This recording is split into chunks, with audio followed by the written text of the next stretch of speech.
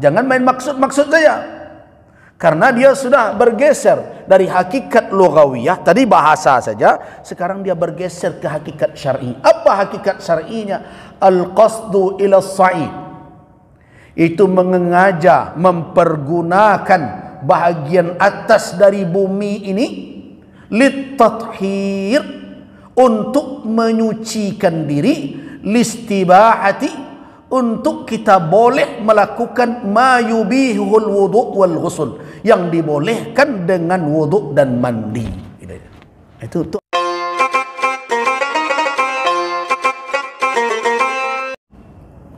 Allahumma salli wa sallim ala abdika wa rasulika wa habibika Muhammad bin Abdullah wa ala alihi wa ashabihi wa mawalah, amma ba'du. Ibadallah, melanjutkan kajian fiqh ibadah kita. Pada pagi ini kita akan membicarakan perkara tayammum,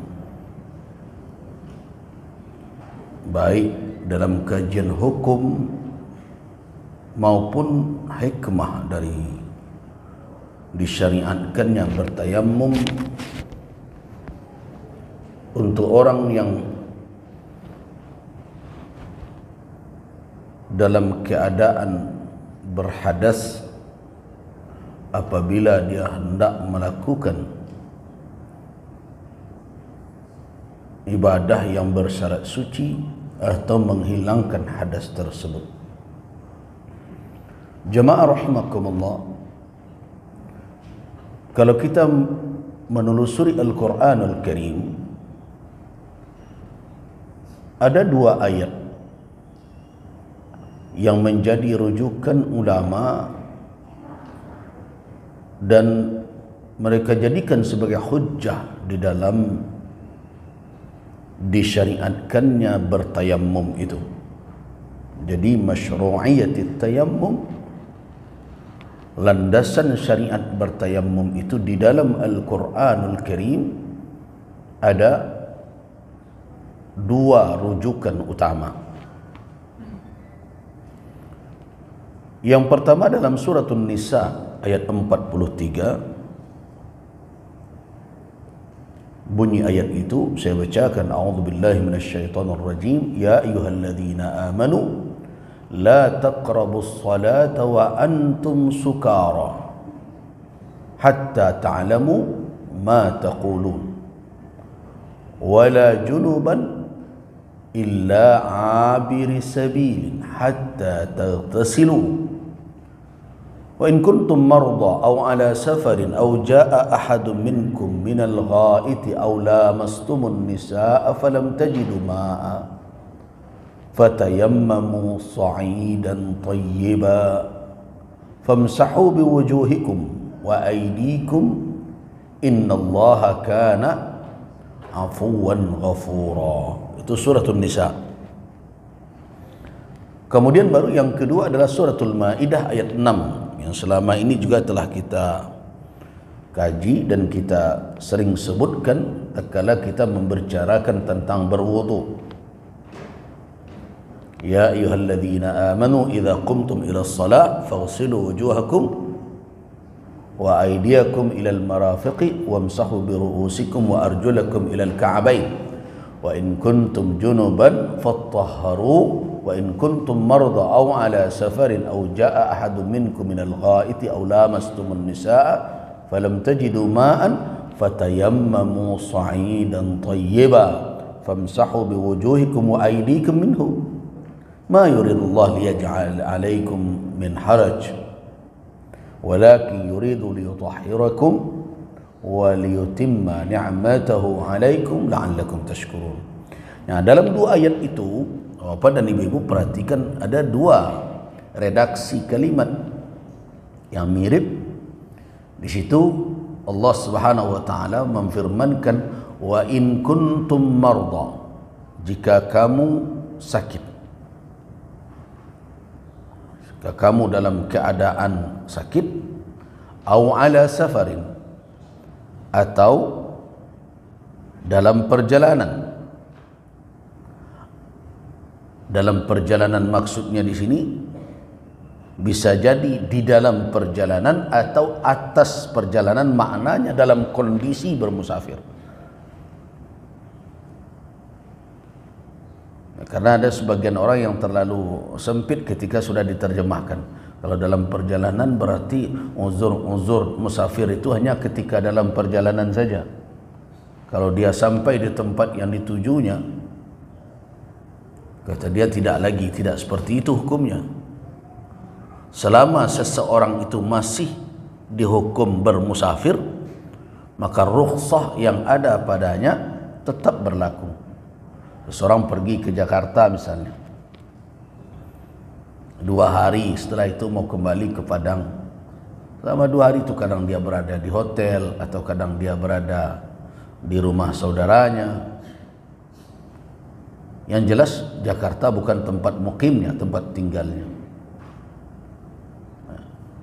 Apakah dia dalam kondisi seperti itu masih berada secara hukumnya dalam keadaan bermusafir? Iya. Terus dia di rumah saja, apakah dia boleh mengqasar salatnya? Iya, rukhsah. Apakah boleh dia menjamak? Iya, karena dia dalam keadaan bermusafir, walaupun dia tidak berjalan ketika itu. Nah,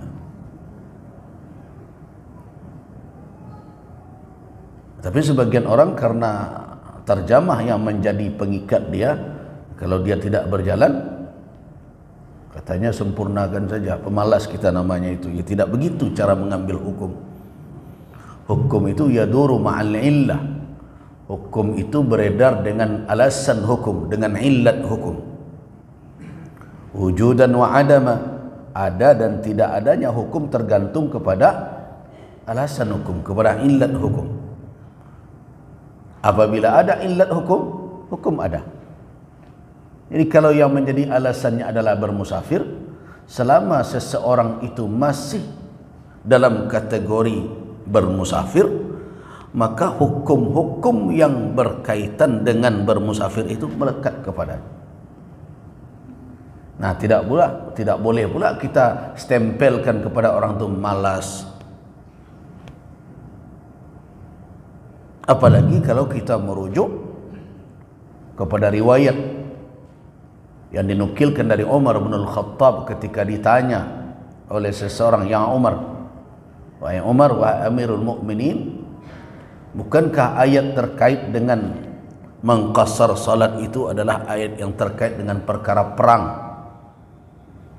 Wa in khiftum an yaftinakumul ladzina kafaru." Begitu ayat tersebut. Jika kamu khawatir akan difitnah oleh orang-orang kafir. Artinya apa? Ayat itu turun ketika kondisi keadaan tidak dalam keadaan damai. Situasi umat Islam dalam keadaan terancam. Pada waktu itu turun ayat. Apa keringanan yang diberikan oleh Allah? Fala junah alaikum an taqsuru minas salat. Tidak ada dosa atas kamu mengqasar salatmu. Nah sekarang nahnu fi amnin, kita dalam keadaan aman, tidak ada ancaman peperangan, tidak ada kekhawatiran diserang. Nah, terus kenapa kita mau menjadikan yang 4 rakaat jadi 2 pula? Kira-kira begitu pertanyaan tabi'in kepada Umar bin Al-Khattab. Tapi apa kata Umar radhiyallahu an? Laqad sa'altu, sesungguhnya aku telah menanyakan perkara itu pula kepada Nabi sallallahu alaihi wasallam. Faqala li, apa jawaban Rasulullah? Ya Umar, innallaha qad tasaddaqa alaikum faqbalu sadaqatah. Wahai Umar, sesungguhnya Allah telah bersedekah kepada kamu, terimalah sedekah Allah itu. Nabi suruh terima. Makanya ada sebagian penceramah saya dengar disambungnya cerita itu, tapi itu bukan cerita Nabi lagi. Kalau tidak diterima, sombong doa jadi orang tu. Nah, itu tidak hadis lagi yang begitu. Itu penjelasan Ustadz itu tuh, tambahannya itu. Yang hadis itu sampai di situ, sampai faqbalu sadaqata, terima sedekah. Nah, kalau kita kaitkan lagi dengan hadis lain, innallaha yuhibbu an yu'khadha rukhasu, Sesungguhnya Allah senang rukhsah, keringanan-keringanan yang diberikan, tanda Rahman dan Rahimnya Allah Subhanahu wa taala, raufnya Allah dengan orang-orang yang beriman, hibah Allah, sayang Allah kepada orang-orang yang beriman. Dia berikan rukhsah supaya jangan ada kesan, satu kesan bahwa agama ini agama yang rumit, agama yang sulit, agama yang menyusahkan orang. Jangan ada kesan itu. Karena agama Islam ini salah satu ya, bukan satu-satunya, salah satu dari karakternya yang disepakati oleh seluruh ulama apa? Dia adalah agama yang wasati. Agama yang wasati itu maknanya adalah berimbang, tidak membebankan orang menjadi orang yang sulit, tidak pula memberi kelapangan sehingga tidak terkontrol. Ada prinsip-prinsip sedang pada ajaran syariat itu. Ada keadilan di situ. Jadi kemudian ada prinsip taisir namanya. Prinsip memberikan kemudahan. Jadi kalau orang belajar syariah, biasanya mereka mengkaji terlebih dahulu apa yang mereka kaji adalah karakteristik dari syariat Islam itu. Karakteristik pertama itu adalah ilahiyah rabbaniyah. Agama Islam itu bukan agama buatan manusia. Dia bukan hasil olah nalar dan olah fikir makhluk. Jadi bukan Nabi Muhammad yang membuat agama ini. Itu karakter pertama itu. Dia adalah tanzilun min Rabbil alamin. Dia agama yang diturunkan dari Allah Subhanahu wa taala. Para ulama sering mengatakan dia adalah agama wahyu. Kan kata ahli pakar agama, ini agama wahyu. Ada yang nyebutnya agama langit. Ini bukan agama bumi, bukan agama lahir dari proses berfikir, kata ahli filsafat. Syariatnya itu diturunkan oleh Allah. Karena itu karakternya ilahi, bersifat ilahi, rabbani. Aturannya diturunkan oleh Allah Subhanahu wa taala. Itu karakter pertama. Nah, itulah makna dari mengikhlaskan agama lillah. Dalam surah Al-Bayyinat apa bunyinya? Wa ma umiru illa liya'budullaha mukhlishina lahuddin. Mukhlishina lahuddin. Ketika ulama memahami alat untuk bertayamum apa alat bertayamum itu? Nah, ulama nanti berbeda. Ada yang mengatakan debu, tapi ada yang mengatakan bisa yang lain. Yang penting dia masuk dalam kategori al-ard, bumi, yang ada di atas bumi ini. Nah, begitu pemahaman. Kenapa? Karena Nabi menyebut waju'ilat liyal ardu, dijadikan bumi ini untukku, kata Nabi, masjidan wa tahura, sebagai tempat sujud. Jadi seseorang kalau mau sholat tuh di pinggir pantai itu saja, kalau tidak ada masjid di sini, tiba waktu dan macam tidak mungkin dia mencari tempat. Bolehkah dia sholat di pinggir pantai itu? Boleh saja. Makanya kalau orang dalam perjalanan di perjalanan yang jauh, kadang-kadang di tempat yang tidak ada rest area, dia masuk tol dan bermacam. Kalau di Arab sering kita lihat itu sebagian mereka minggir saja.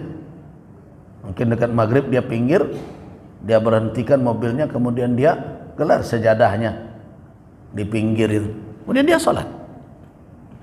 Nah, itu adalah bagian dari kemudahan Islam. Tetapi kalau ada masjid, tentu masjid afdal. Nah, kemudian wa tahura, kata Nabi. Tahur, apa makna tahur? suci dan menyucikan. Nah, hadis-hadis yang seperti itu, termasuk hadis orang yang dalam keadaan terluka tadi, kemudian junub, kemudian salah kawan-kawannya memberi petunjuk sampai meninggal, kemudian Nabi menunjukkan cara bertayamum. Hadis-hadis itu datang dalam bentuk sebagai apa lagi? Sebagai bayan, jadi penjelasan. Bayan itu bisa banyak kategori, bisa menguatkan apa yang telah ada dalam Al-Quran, bisa memberikan tafsil, rincian terhadap apa yang telah ada dalam Al-Quran. Berarti tayamum secara hukumnya berdasarkan kepada Al-Quran dan Nah, di atas kehujahan, di atas dalil Al-Quran dan Sunnah inilah tegak ijma' ulama. Ijma' ulama. Ulama berijma' bahwa tayammum itu apabila sudah ada ketentuan-ketentuan terpenuhi, syarat-syaratnya sudah ada, itu jelas masyru'. Berarti tayammum masyru', disyariatkan dengan ketentuan dan syarat-syarat. Dengan begitu tidak ada ikhtilaf di kalangan ulama tentang apa? Tentang syariat bertayammum. Nah, sekarang mari kita lanjutkan. Apa yang dimaksud dengan tayammum itu? Nah, tayammum kalau dari sisi bahasa, makna tayammum itu al-qasdu, yaitu menyengaja atau bermaksud. Itu makna tayammum. Di mana ditemukan makna itu? Ditemukan makna itu di dalam Al-Quranul Karim, dalam surah Al-Baqarah ayat 267. Itu terkait dengan sedekah. Bagi yang punya Al-Quran atau yang ada aplikasi, lihat Al-Baqarah ayat 267. Di situ Allah Subhanahu wa taala mempergunakan kata tayammum, tapi terkait dengan perkara infak, sedekah dalam makna zakat. Apa bunyinya? Ya ayyuhalladzina amanu anfiqu min thayyibati ma kasabtum wa mimma akhrajna lakum minal ard. Kemudian muncul kalimat wala tayammamu. Kata tayammum di situ ada. Wala tayammamu al-khabitha minhu tunfiqun. Walastum biakhidhihi illa an tughmidu fi. Wa'lamu anna Allaha ghaniyyun hamid. Kata tayammum. Apa arti ayat itu? Wahai orang-orang yang beriman, anfiqu min thayyibat, infakkanlah dari yang baik-baik apa yang kamu hasilkan. Jadi jangan pula menginfakkan harta maliang. Jadi tidak ada cerita Robin Hoodan. Kan ada tuh. Oh, dia adalah penjahat budiman. Sudah penjahat budiman. Dia pencuri yang pemurah. Itu. Mencuri. Ada dulu, tidak usah saya sebut namanya. Datang dia, saya masih sanawiyah ketika itu. Dia singgah terus ke bengkel orang tua saya. Tanya, Zal, angkat anak sanawiyah aku. Iya Pak, saya sering. Oh, dia dulu orang kawakal lah di Jakarta. Takut orang dengan dia. Tapi pulangnya, alhamdulillah, mudah-mudahan dia husnul khatimah. Dia pulang terakhir, tidak ada lagi dia lakukan. Jadi dia pemborong berbagai macam.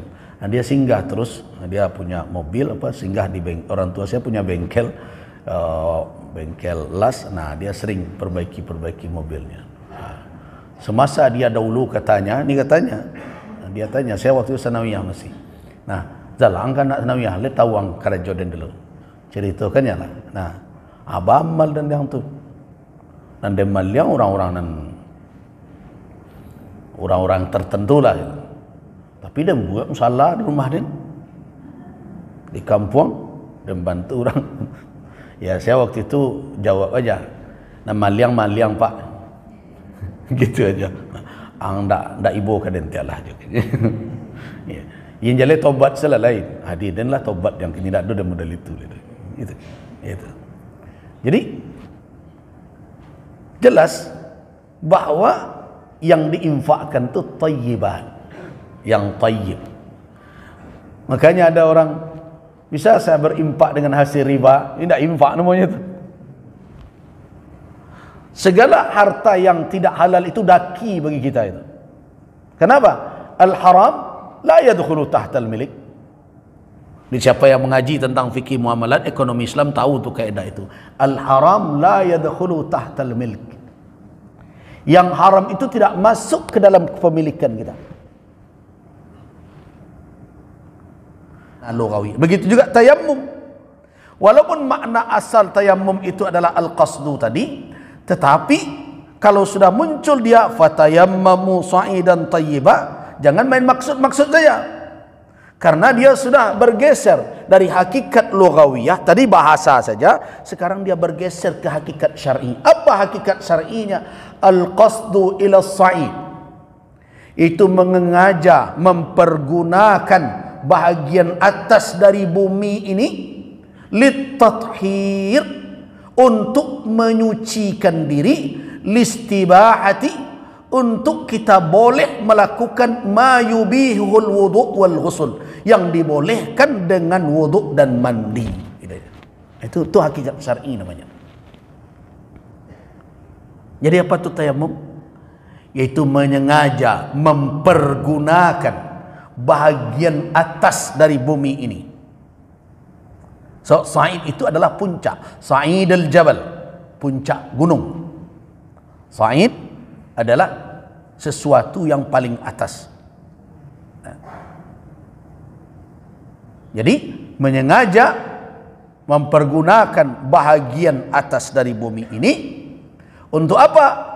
Dipergunakan lit-tathhir, untuk menyucikan. Gunanya untuk apa? Listibahah, agar kita boleh, agar orang yang menggunakan itu boleh melakukan apa? Ma yubihuhu, apa yang dibolehkan, al-wudu, dengan berwudu, wal ghusl, dan mandi. Artinya apa? Dari situ saya sudah dapat bahwa tayammum ini bisa menggantikan wudu dan bisa menggantikan mandi wajib.